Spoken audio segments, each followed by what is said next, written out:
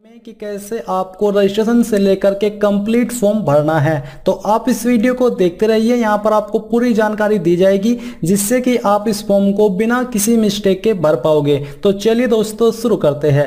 दोस्तों यहाँ पर अभी जो वीडियो में देख पा रहे हो ये हमारी ऑफिशियल वेबसाइट जॉब्स ज्ञान है। इसके ऊपर आकर के आपको अप्लाई ऑनलाइन और जो अन्य एलिजिबिलिटी की जानकारी है वो चेक कर लेनी है। तो आपको कैसे आना है, आपको गूगल के अंदर जॉब्स ज्ञान सर्च करना है। सर्च करने पर आपको पहली वेबसाइट को ओपन कर लेना है। फिर आप यहां पर होम पेज पर आ जाओगे।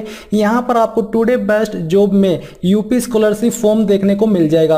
अगर आप इसको यहां पर नहीं देख पा रहे तो आपको यहां पर इस वेबसाइट के सर्च में आना है और सर्च में आपको यूपी स्कॉलरशिप फॉर्म सर्च करना है। सर्च करने पर आपके सामने ये पोस्ट आ जाएगी। आपको इसको ओपन करके यहां पर पूरी जानकारी चेक कर लेनी है कि इसमें 9वीं से 10वीं वाले जो है वो अप्लाई कर पाएंगे और 11वीं 12वीं वाले भी अप्लाई कर पाएंगे। किसके लिए अप्लाई करने के लिए क्या डेट रखी है लास्ट वो आप यहां पर देख सकते हो। अब आपको यहां पर नीचे आना है और नीचे आकर के आपको अप्लाई ऑनलाइन लिंक के ऊपर क्लिक करना है। इसके ऊपर क्लिक करने के बाद आप यहां पर होम पेज पर आ जाओगे। अब आपको स्टूडेंट के ऊपर क्लिक करना है और यहां से आपको रजिस्ट्रेशन के ऊपर क्लिक करना है।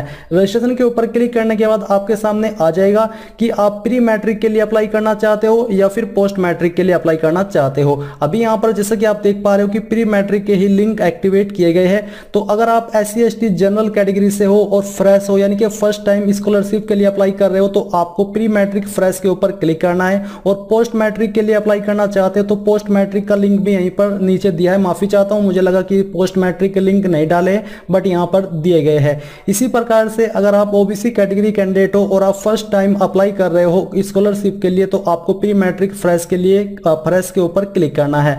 और अगर आप माइनॉरिटी कैंडिडेट हो और फर्स्ट टाइम अप्लाई कर रहे हो तो आपको प्री मैट्रिक फ्रेश के ऊपर क्लिक करना है। अगर पोस्ट मैट्रिक कैंडिडेट हो यानी कि आपने 10वीं कर ली है और आपको तब इस पे पोस्ट मैट्रिक इंटरमीडिएट फ्रेश के ऊपर क्लिक करना होगा। तो यहां पर दोस्तों आप जिस भी कैटेगरी में आते हो वो आपको कैटेगरी सिलेक्ट करनी है और फिर आपको ये सिलेक्ट करना है कि आप प्री मैट्रिक के लिए अप्लाई कर रहे हो या फिर पोस्ट मैट्रिक के लिए अप्लाई कर रहे हो। तो चलिए हम यहां से प्री मैट्रिक फ्रेश के ऊपर क्लिक करते हैं। अब इसके ऊपर क्लिक करने के बाद आपके सामने ऐसा इंटरफेस आ जाएगा। अब आपको सबसे पहले यहां पर अपना जो भी डिस्ट्रिक्ट है वो सिलेक्ट कर लेना है। तो चलिए हम यहां पर इसको सिलेक्ट कर लेते हैं। ये सिलेक्ट करने के बाद यहां पर दोस्तों आपको शिक्षण संस्थान यानी कि कौन सा आपका कॉलेज था वो आपको यहां पर कॉलेज या स्कूल वो आपको चूज करना होगा। तो चलिए हम यहां पर इसको सिलेक्ट कर लेते हैं। ये सिलेक्ट करने के बाद दोस्तों यहां पर वर्ग जाति, तो यहां पर अल्पसंख्यक वर्ग मैंने सिलेक्ट किया है तो यहां पर ये आ रहा है। इसके बाद आपका रिलीजन क्या है वो रिलीजन आपको सिलेक्ट कर लेना है। ये सिलेक्ट करने के बाद छात्र छात्रा का नाम यानी कि आपको अपना नाम जो भी आपकी क्वालिफिकेशन थी उसके अकॉर्डिंग फिलअप करना है। सेम वे में आपको अपने पिताजी का नाम भी यहाँ पर एंटर करना होगा। तो चलिए हम यहाँ पर इसको भर देते हैं। फिर आता है माताजी का नाम, तो आपको अपनी माताजी का नाम एंटर करना है। सक्षम स्तर से निर्गत जन्म प्रमाण पत्र में अंकित जन्म तिथि यानी कि जो आपका जन्म प्रमाण पत्र है उसमें जो आपकी डेट ऑफ बर्थ है वो क्या है वो यहाँ पर आपको एंटर करनी होगी। तो चलिए हम यहाँ पर इसको फिलअप कर देते हैं। ये फिल करने के बाद आपका जो भी जेंडर है वो आपको सिलेक्ट कर लेना है। कक्षा 8 उत्तीर्ण करने का वर्ष, क्योंकि हम प्री मैट्रिक से इस फॉर्म को भर रहे हैं तो आपने 8वीं कौन से ईयर के अंदर पास की थी वो आपको यहाँ पर सिलेक्ट कर लेना है। फिर आता है कक्षा 8 में अध्ययन करने वाले विद्यालय का नाम यानी कि आपने जो आपकी 8वीं है वो कौन से स्कूल में की है वो आपको यहाँ पर एंटर करना होगा, बेसिकली उस कॉलेज या स्कूल का नाम। अब यहाँ पर आपको अपना नंबर लिखना है और ये नंबर आपका आधार कार्ड से लिंक होना चाहिए जो कि कंपलसरी है। इसके बाद अगर आप कोई और दूसरा नंबर देना चाहते तो यहाँ पर दे सकते हैं, नहीं तो आप इसको खाली छोड़ दीजिए। फिर आपको यहाँ पर अपनी ईमेल आईडी एंटर करनी है। इस ईमेल आईडी को एंटर करने के बाद आपको सामने देखने को मिल पा रहा है पासवर्ड, तो आपको यहाँ पर एक पासवर्ड क्रिएट कर लेना है। आपका यहाँ पर कुछ भी पासवर्ड आप रख सकते हो। मैं यहाँ पर इस पासवर्ड का इस्तेमाल कर लेता हूँ। ये यहाँ पर हमने पासवर्ड सिलेक्ट कर लिया है और इसको सिलेक्ट करने के बाद हम यहाँ पर इसको फिलअप कर देते हैं। ये फिल करने के बाद यहाँ पर जो भी पासवर्ड आपने भरा है उसको दोबारा डाल करके कंफर्म कर दीजिए। अब ये जो कैप्चा कोड दिया जा रहा है ये कैप्चा कोड यहाँ पर आपको भर देना है। इसके बाद जो भी जानकारी आपने यहाँ पर भरी है इनको अच्छे से वेरीफाई कर लीजिए, एक एक स्पेलिंग देख लीजिए क्योंकि बाद में एडिट का मौका नहीं दिया जाएगा। और श्योर होने के बाद सबमिट के ऊपर क्लिक करना है। सबमिट के ऊपर क्लिक करने के बाद यहाँ पर आपका रजिस्ट्रेशन हो जाएगा और आपको इसकी जानकारी देखने को मिल जाएगी। यहाँ पर रजिस्ट्रेशन नंबर जो आपका है इसको आपको नोट कर लेना है क्योंकि ये महत्वपूर्ण जानकारी है। साथ ही आप यहाँ पर प्रिंट के ऊपर क्लिक करके इसको अभी PDF के रूप में सेव कर लीजिए और बाद में प्रिंट कर लीजिएगा। अब ये करने के बाद यहाँ पर दोस्तों आपको होम के ऊपर क्लिक करना है। होम के ऊपर क्लिक करने के बाद आप यहाँ पर फिर से इस वेबसाइट के होम पेज पर आ जाओगे। अब आपको यहाँ पर स्टूडेंट के ऊपर क्लिक करके फ्रेश लॉगिन के ऊपर क्लिक करके अगर आपने प्री मैट्रिक के लिए रजिस्ट्रेशन किया है तो आपको प्री मैट्रिक स्टूडेंट लॉगिन के ऊपर क्लिक करना है। इंटरमीडिएट के लिए अप्लाई किया तो आपको इसके ऊपर क्लिक करना होगा। तो चलिए हम यहाँ से प्री मैट्रिक स्टूडेंट लॉगिन के ऊपर क्लिक करते हैं। अब इसके बाद आपके सामने कुछ ऐसा इंटरफेस आ जाएगा। यहाँ पर दोस्तों आपको जो रजिस्ट्रेशन नंबर मिला है वो एंटर करना है। जो आपने डीओबी यहाँ पर अभी फिलअप की थी वो डीओबी यहाँ पर आपको भर देनी है। जो आपका पासवर्ड था वो पासवर्ड यहाँ पर डालना है। ये कैप्चा कोड फिलअप करना है और फिलअप करने के बाद आपको सबमिट के ऊपर क्लिक करना है। सबमिट के ऊपर क्लिक करने के बाद आपके सामने यहाँ पर ऐसा इंटरफेस आ जाएगा। अब आपको यहाँ पर तीसरे ऑप्शन पर आना है, आवेदन पत्र भरे, इसके ऊपर आपको क्लिक करना है। इसके ऊपर क्लिक करने के बाद आपके सामने कुछ ऐसा इंटरफेस आ जाएगा। तो चलिए मैं आपको बताता हूँ एक एक करके कि कहाँ पर आपको क्या जानकारी भरनी है। तो यहाँ पर बोला जा रहा है कि सभी प्रविष्टियाँ आपकी अंग्रेजी भाषा के कैपिटल लेटर में यानी कि अंग्रेजी के बड़े अक्षर में आपको सभी जानकारी लिखनी है। तो फर्स्ट पॉइंट है विगत स्कूल का नाम, यानी कि जो आपने स्कूल छोड़ा है पिछला स्कूल कौन सा था उस स्कूल का नाम आपको यहाँ पर एंटर करना है। चलिए हम यहाँ पर इसको एंटर कर देते हैं। फिर आता है गत वर्ष का परीक्षाफल, यानी कि इसका जो रिजल्ट था वो क्या था, पास थे या फिर प्रमोटेड विद मार्क्स या फिर प्रमोटेड विदाउट मार्क्स, ही आपको सिलेक्ट कर लेना है। तो इसका रिजल्ट क्या रहा था परीक्षाफल का वो आपको यहाँ पर बताना है। पूर्णांक कितने थे, मैं आपको एग्जाम्पल के रूप में यहाँ पर 500 लिख करके दिखा रहा हूँ। आपको जो भी आपका रिजल्ट है उसके अकॉर्डिंग यहाँ पर पूर्णांक लिखने हैं और उसमें से आपको कितने नंबर आए थे वो आपको यहाँ पर प्राप्तांक के अंदर लिख देने हैं।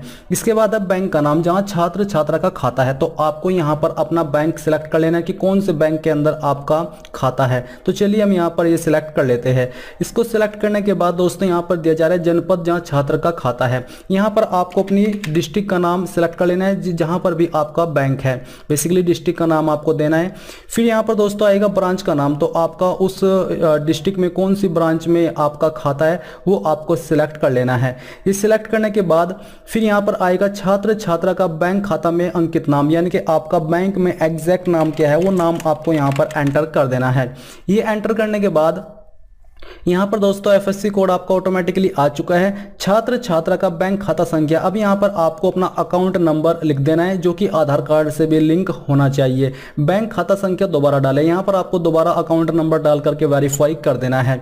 अब आता है कक्षा जिसमें अध्ययनरत है, यहाँ पर आप कौन सी क्लास में अभी हो, 9th में या फिर 10th में, वो आपको सिलेक्ट कर लेना है। इस सिलेक्ट करने के बाद दोस्तों यहाँ पर दिया जा रहा है कक्षा में प्रवेश तिथि। अब आपने ये जो क्लास सिलेक्ट की है इस क्लास में आपने किस डेट में एडमिशन लिया था वो यहाँ पर आपको प्रवेश तिथि लिखनी है। पहले यहाँ पर डे, उसके बाद में आपका मंथ और जो भी आपका ईयर है वो यहाँ पर आपको एंटर कर देना है। तो चलिए हम यहाँ पर इसको एंटर कर देते हैं। ये एंटर करने के बाद बोर्ड का पंजीयन क्रमांक, यहाँ पर दोस्तों जो बोर्ड है उसका पंजीयन क्रमांक अगर आपके पास है रजिस्ट्रेशन नंबर तो यहाँ पर डाल दीजिए, नहीं तो आप इसको खाली छोड़ सकते हैं क्योंकि ऑप्शन कंपलसरी रूप में यहाँ पर ऐड नहीं है। बोर्ड का नाम किस बोर्ड में हो तो यहाँ पर आपको सिलेक्ट कर लेना है, यूपी बोर्ड, सीबीएसई बोर्ड या फिर आईसीएसई बोर्ड। इसके बाद है ट्रांसफर सर्टिफिकेट नंबर, ये भी खाली आप छोड़ सकते हैं। इसमें भी आपको कंपलसरी रूप में ऑप्शन भरने को नहीं बोला है, आप इसको खाली छोड़ सकते हैं। अगर आपको मालूम है ट्रांसफर सर्टिफिकेट नंबर तो दे सकते हैं, नहीं तो खाली छोड़ सकते हैं। अगर आप इसको दे रहे हो तो आपको 15 पॉइंट में बताना है कि ट्रांसफर सर्टिफिकेट का दिनांक कब आपने ये सर्टिफिकेट ट्रांसफर कराया है, वो डेट मंथ ईयर आपको यहाँ पर एंटर करनी होगी। अब आता है पता, तो यहाँ पर दोस्तों जो भी आपका एड्रेस है वो एड्रेस पूरा लिख देना है अपनी आईडी के अकॉर्डिंग और यहाँ पर आपको अपना पिन कोड भी डाल देना है। इसको डालने के बाद यहाँ पर आपसे पूछा कि क्या भारत सरकार की छात्रवृत्ति योजना में आवेदन किया है, अगर हाँ तो आपको यस करना है, नहीं तो आपको नो कर देना है। इसके बाद भारत सरकार की छात्रवृत्ति योजना में आवेदन का पंजीकरण संख्या, अगर आप यस करते हो ऊपर तो आपको यहाँ पर उसका रजिस्ट्रेशन नंबर भी देना होगा। फिर अगला सवाल है कि क्या आवेदक छात्र छात्रा के माता पिता अभिभावक भारतीय सेना, अर्धसैनिक बल, राज्य पुलिस बल, उत्तर प्रदेश में सेवारत अथवा सेवारत रहे हैं, अगर हाँ तो यस कीजिए, नहीं तो आपको नहीं के ऊपर रहने देना है।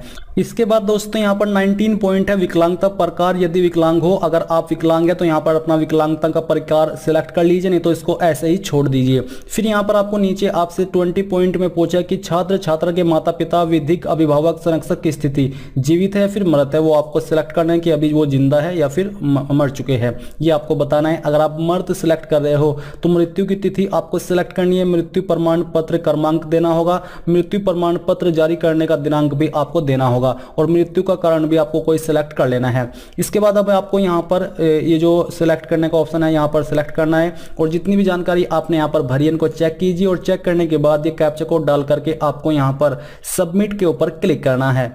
सबमिट करने के बाद आप यहां पर देखेंगे आवेदन पत्र की प्रविष्टियां सफलतापूर्वक भरी गई है। आवेदन पत्र 2021-22 को पूर्ण करने हेतु अगला चरण है। अब यहां पर आपको फोटो अपलोड करें इसके ऊपर क्लिक करना है। इसके ऊपर क्लिक करने के बाद यहां पर दोस्तों आपकी जानकारी आ चुकी है। अब आपको जो फोटो अपलोड करना है इसका साइज 20 KB से ज्यादा नहीं होना चाहिए और फॉर्मेट JPEG या फिर JPG का होना चाहिए। तो आपको क्या करना है, आपको चूज फाइल के ऊपर क्लिक करना है। यहां पर मैं आपको एक रैंडम इमेज अपलोड करके दिखाने वाला हूं क्योंकि इस फॉर्म को मैं डेमो के रूप में भर रहा हूं आपको सिखाने के लिए। तो चलिए हम यहां पर पिक्चर पर आते हैं और पिक्चर पर आकर के हम एक इमेज को यहां पर सिलेक्ट कर लेते हैं। इस इमेज को मैं सिलेक्ट करता हूं, यहां से ओपन कर लेता हूं। ओपन करने के बाद आपकी फाइल का नेम यहां पर आ जाएगा। अब आपको अपलोड फोटो के ऊपर क्लिक करना है। इसके ऊपर क्लिक करने के बाद यहां पर आपको ओके के ऊपर क्लिक करना है। ओके के ऊपर क्लिक करने के बाद आप देखेंगे कि यहां पर व्यू फोटो का ऑप्शन आ चुका है। आप व्यू फोटो के ऊपर क्लिक करके देख सकते हैं कि आपका फोटो अपलोड हो भी गया है या फिर नहीं हुआ है, आप यहां पर देख सकते हो। फोटो अपलोड करने के बाद दोस्तों अगर आपके सामने कोई एरर आता है तो आपको क्या करना है, आपको यहां पर होम पेज पर आकर के फिर से स्टूडेंट के ऊपर क्लिक करके फ्रेश लॉगिन के ऊपर क्लिक करके लॉगिन कर लेना है और फिर आपके सामने यहां पर आपका डैशबोर्ड आ जाएगा। अब आपको यहां पर देखने को मिलेगा कि आपका फोटो अपलोड हो चुका है। इसके बाद आपको आवेदन पत्र को संशोधित करें इसके ऊपर क्लिक करना है। इसके ऊपर क्लिक करने के बाद जो जानकारी आपने अभी भरी थी आवेदन पत्र के अंदर वो सभी जानकारी आपको यहां पर चेक कर लेनी है। अगर आपको लगता है कि कोई जानकारी गलत है तो आप उसको अभी भी एडिट कर सकते हैं, नहीं तो आपको यहां पर टिक करना है और टिक करने के बाद जो कैप्चा कोड आपको दिया जा रहा है ये कैप्चा कोड फिलअप करना है और पूरी तरीके से श्योर होकर के आपको यहां पर सबमिट के ऊपर क्लिक करना है। इसके बाद आप यहां पर देखेंगे कि आपका आवेदन पत्र 2021-2022 के लिए सफलतापूर्वक संशोधित हो चुका है, यानी कि ये भी आपका हो चुका है। अब आपको फिर से यहां पर होम पेज पर आना है जो कि बेसिकली आपका डैशबोर्ड है। इसके बाद यहां पर दोस्तों आपको देखने को मिल पा रहा है कि आय एवं जाति मिलान हेतु, तो आपको इसके ऊपर क्लिक करना है। इसके ऊपर क्लिक करने के बाद यहां पर आपके सामने ऐसा इंटरफेस आ जाएगा। अब आपको यहां पर आय प्रमाण पत्र आवेदन फॉर्म संख्या एंटर करनी है और फिर आय प्रमाण पत्र क्रमांक, ये क्या था उसका क्रमांक जो कि आपको आपके जो आय प्रमाण पत्र है उसके ऊपर देखने को मिलेगा, वो यहां पर आपको डालनी है और डालने के बाद ये कैप्चा कोड फिलअप करना है। फिर आपको नीचे सबमिट के ऊपर क्लिक करना है। सबमिट के ऊपर क्लिक करने के बाद दोस्तों ये वेरीफाई हो जाएगा। मैं आपको बता दूं कि मेरा वेरीफाई इसलिए नहीं हो रहा क्योंकि मैं ये सब जानकारी डेमो के रूप में भर रहा हूं और ना ही मेरे पास जो आय प्रमाण पत्र है वो है और ना ही उसका नंबर है। बट जब आप अपनी जो डिटेल है वही नाम आपका आपके आय प्रमाण पत्र के अंदर होगा जो नाम आपने इस फॉर्म के अंदर भरा है, और जब आप वो नंबर यहां पर डालोगे और आय प्रमाण पत्र क्रमांक डालोगे ये आपको आय प्रमाण पत्र के ऊपर मिल जाएगा।